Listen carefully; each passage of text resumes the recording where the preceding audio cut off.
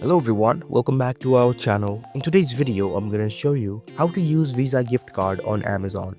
It's a very simple and easy process and I'm gonna guide you through how to do it. Let's get started.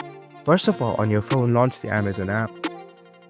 After you're in the app, make sure that you're logged in with your account. Now you can search for any products that you wanna buy or explore through this and select the product that you wanna buy. Let's say if I wanna buy these shoes.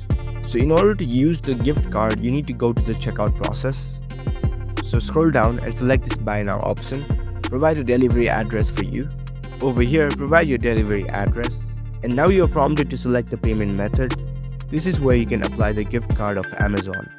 Here you can see add a gift card, promo code or voucher option. Enable this. Now you will be able to see this enter code option. Tap on it and enter the gift card code over here.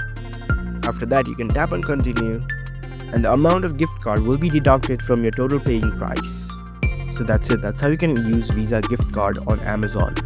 If you found this video helpful, don't forget to give this video a thumbs up and subscribe to our channel for more tech tips. Thank you for watching.